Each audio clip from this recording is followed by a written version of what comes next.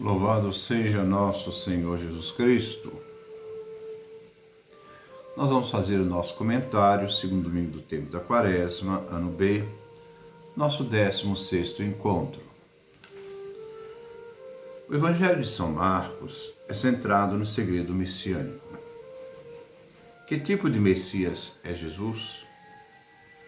Para o leitor de não se deve precipitar com a resposta.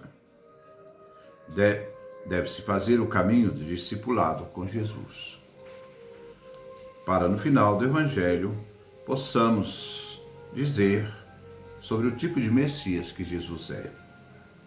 Ele não é o Messias do rei que impõe o poder pelo exército, nem pela força. Ele é o Messias Cristo padecente na cruz, morto por nós. O Messias que tem a coroa de espinhos. O cetro é uma vara que os soldados usavam para bater em sua cabeça. Seu manto vermelho foi dado pelos soldados que dele zombavam. Deus poupou a Isaque, o filho de Abraão, que foi testado na fé. Mas não poupou o seu próprio filho, que o entregou para ser crucificado por nós. A entrega de seu filho é o maior sinal do amor do Pai para conosco. Este Filho nos foi dado. Neste domingo, vemos que aquele que morre na cruz é aquele que transfigurou no meio de Pedro, Tiago e João. A transfiguração revela a glória de Jesus, mas ainda não é a manifestação definitiva, pois não existe glória sem cruz. A antífona de entrada foi tirada do Salmo 26, 27. Este verbo revela o anseio pela presença de Deus e é do período do pré-exílio da Babilônia. Então, esse versículo é do período do pré-exílio. Versículo 26, 27, Salmo 26, 27, versículo 8 e 9. A comunidade igreja que reúne para a oração eucarística e em súplica dirige ao Pai Eterno sua oração. Meu coração vos disse, busquei a vossa face, é a vossa face, Senhor, que eu procuro. A face do Pai contemplada por Jesus. Quem me vê, Filipe, vê o Pai. Jesus revela a face do Pai, o rosto misericordioso. E Jesus, vivo na Eucaristia, não desviei de mim o vosso rosto. Que o Pai sempre possa pousar em nós o seu olhar e nos dar sempre as bênçãos por meio de seu Filho amado que nos foi dado. A primeira leitura é tirada do livro do Gênesis, capítulo 22, versículo 1, 2, versículo 9 e 13, versículo 15 e 18.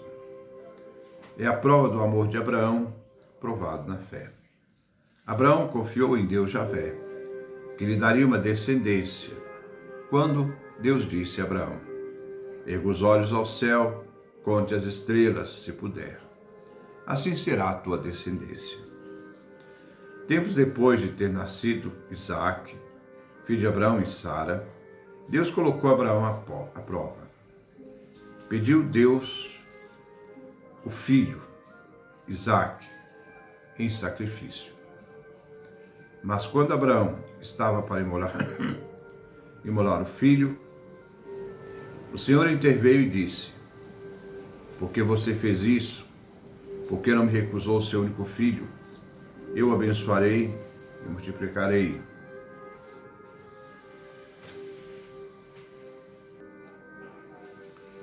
Seus descendentes, como as estrelas do céu e a areia do mar. Gênesis capítulo 22, versículos 16 e 17. Uma fé autêntica tem que passar pela prova, pois é pela provação que realmente se prova a fé, como fogo purifica o ouro. Abraão passou pela prova no absurdo de sacrificar seu filho único, única esperança de descendência. O sacrifício de crianças fazia parte daquelas tradições religiosas de Canaã, né, os canaanitas. Ele obedece a Deus sem reservas e coloca sua confiança total nele. Para uns, refere a um ato de loucura, mas para Abraão, em sua fé e confiança em Javé, se funda na solidez e fidelidade que ele tem a Deus. Confiança de que Deus não exigirá que nada se faça de mal e que providenciará o cordeiro para o holocausto. Este fato antecipa o que acontecerá em Jesus Cristo. A lenha, o lenho colocado nas costas de Isaque, prefigura Cristo que levará o lenho na cruz. Javé providenciará o cordeiro para o holocausto, prefigurando o Filho do Pai Eterno, o Cordeiro de Deus, imolado por nós. Javé poupou Isaque, filho de Abraão, e deu a Abraão uma descendência numerosa. Mas Deus não poupou seu próprio filho, prefigurado nesta cena do livro do Gênesis. E como Deus deu a Abraão uma descendência, através do Cristo da cruz, uma nova descendência nasceu, de filhos e filhas do Pai Eterno, discípulos e discípulas de Jesus. O salmo responsorial é o Salmo 115 e 116b. É uma oração de graças pela salvação. Este é um salmo do pós-exílio da Babilônia. O refrão é tirado do versículo 9. Andarei na presença de Deus, junto a Ele na terra dos vivos. Neste versículo, vemos a resposta do salmista, que tem confiança em Deus, de que Ele estará sempre diante dele, que caminha com Ele na terra dos vivos, isto é, a vida terrestre. Passando por todas as adversidades, Deus livra o salmista da morte, da dor, do sofrimento, consolando-o na aflição, e faz com que o salmista confie nessa presença divina. Confie enquanto ele vive neste mundo. A primeira estrofe é tirada dos versículos 10 e versículo 15. O salmista não perderá sua fé, resistirá, mesmo que passe pelo sofrimento. Este Deus que olha com apreensão para a morte de seus fiéis. O fiel que vive é garantido louvor a Deus enquanto ele vive. A segunda estrofe é tirada dos versículos 16 e 17. O salmista reconhece sua vida humilde. Ele é um servo de Javé, que Javé libertou da escravidão da morte, que ameaça a vida humana, da dor, do sofrimento e doença. Então o salmista irá celebrar a ação divina em seu favor, fazendo uma oferta, sacrifício de louvor. E no culto, no templo, invocará o nome santo do Senhor. A terceira estrofe é tirada dos versículos 18 e 19. O salmista agraciado por tantos bens, irá cumprir seus votos, promessas, junto ao culto no templo em Jerusalém, a fim de celebrar a alegria da salvação que Javé lhe deu, quando Javé restituiu-lhe a saúde, livrando-o da morte. A segunda leitura é tirada da carta de São Paulo aos Romanos, capítulo 8, versículo 31 a 34. Se Deus é por nós, quem será contra nós? Ninguém será contra nós. Nenhuma força humana ou espiritual pode nos atingir e se colocar contra nós. Ninguém. Porque Deus é a nosso favor. Aqui brota uma confiança total em Deus. Temos aquele que é a nosso favor, Deus.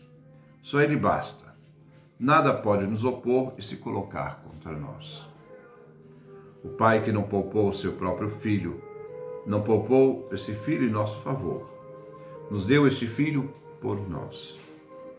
São João diz: O Pai amou tanto o mundo que deu seu Filho unigênito, para que todo que nele crê não morra, mas tenha vida eterna. Este Filho que não foi poupado pelo Pai, por nós e para a nossa salvação, nos foi dado como manifestação, de amor de Deus em nosso favor. Este Filho que não foi poupado, esse Filho que foi poupado, nos foi dado como dom de vida. Este Filho foi entregue na cruz por nós. Por isto, junto com o Filho que nos foi dado, o Pai nos deu tudo, realmente tudo com Jesus. Nossa participação da vida com Jesus nos faz participar tudo com o Pai. Quem vai acusar os escolhidos de Deus?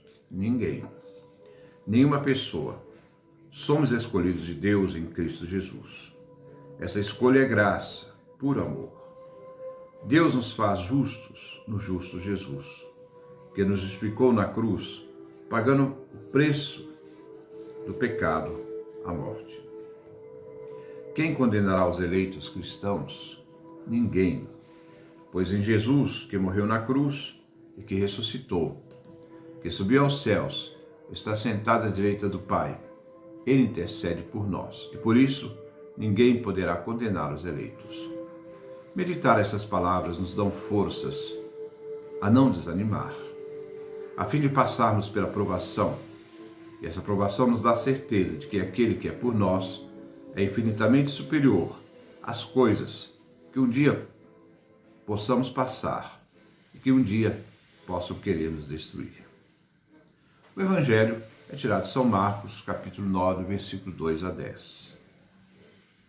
Para entender esse Evangelho, devemos retomar uns eventos do Evangelho de Marcos.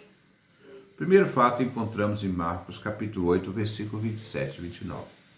A profissão de fé de Pedro diante da pergunta: "E para vós, quem sou eu?" Pedro disse: "Tu és o Messias." A profissão de fé de Pedro deverá ser confirmada no caminho do discipulado.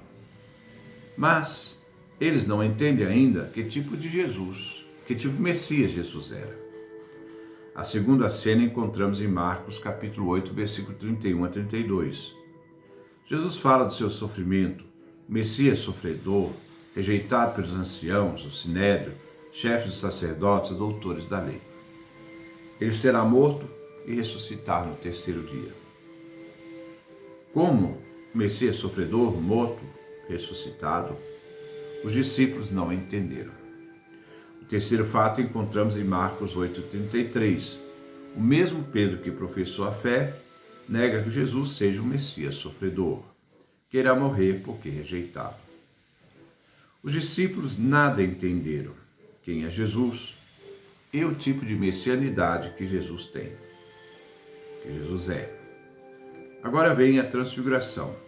Jesus manifesta a sua divindade e glória. Jesus toma 3 testemunhas, Pedro, Tiago e João. Eles foram a uma alta montanha, Monte Tabor, e os levou sozinhos a esta montanha. A montanha é o lugar da manifestação de Deus. É na montanha que Moisés, o legislador, no Monte Sinai, que deu ao povo de Israel a aliança, os mandamentos. Ele representa aqui a Torá, a lei. Depois Elias, o profeta, que encontrou com Deus no Monte Horebe, numa brisa suave. Jesus está entre a lei e os profetas, entre Moisés e Elias. Elias, que é o pai de todos os profetas. Jesus no meio. Tanto a lei e os profetas têm Jesus no centro. Se volta para Jesus que se transfigura, mostrando que todo o Antigo Testamento se volta para a centralidade de Jesus e ao mistério que vai acontecer em Jesus, porque é o mistério que resgata toda a história do Antigo Testamento, quanto a história depois de Cristo, depois da cruz e ressurreição. Ora, então, diz o texto que conversavam com Jesus. Mas o que conversavam? Marcos não nos diz, mas Lucas nos diz. Conversavam sobre o êxodo de Jesus. que iria acontecer em Jerusalém. Lucas capítulo 9, versículo 31. O êxodo, a paixão da morte para a vida, que Jesus sofreria em Jerusalém por nós. A manifestação da nuvem revela a presença divina. No êxodo, Jesus se manifesta numa nuvem e falava com Moisés quando a nuvem descia sobre a tenda. Agora o Pai, de uma nuvem, fala aos discípulos Pedro, Tiago e João. A voz diz: este é o meu filho amado, escutai o que ele diz. O Pai confiou a Jesus na hora do batismo, dizendo: tu és meu filho amado. Marcos 1:11. Agora o Pai revela aos discípulos quem é Jesus. Este é meu filho amado, escutai o que ele diz. O mistério de Jesus agora vem revelado a Pedro, Tiago e João, mas eles não vão entender ainda. São lentos na fé. Ao descerem da montanha, Jesus impõe uma proibição. Ninguém deve saber o que viram até ele ressuscitar. Mas, por que depois da ressurreição? Porque é somente com a ressurreição de Jesus que os discípulos irão entender quem é Jesus, o tipo de Messias que Jesus é, o Filho de Deus, morto e ressuscitado. No momento em que Jesus diz a Pedro, Tiago e João, ressuscitados mortos, eles se perguntavam: o que quer dizer ressuscitados mortos? Não entenderam nada, mas é no caminho do discipulado que vamos poder dizer quem é Jesus. Só se fizermos discípulos, tendo Jesus do nosso lado, só se entendermos que nós devemos entregar nossa vida por causa de Jesus e do seu Evangelho, por causa do autor da mensagem de Jesus e da mensagem de Jesus, que é o Evangelho. Isso serve também para nós, diante da nossa dificuldade de entender. A antífona de comunhão é tirada de Mateus capítulo 17, versículo 5. Este é meu Filho amado, no qual eu pus todo o meu agrado.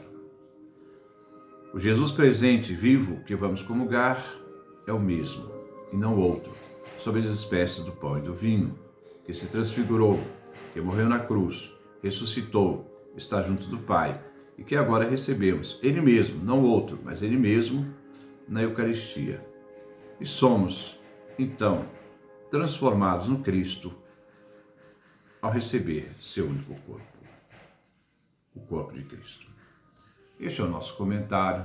Que Deus nos dê a sua graça, a sua bênção, sua face resplandeça sobre nós.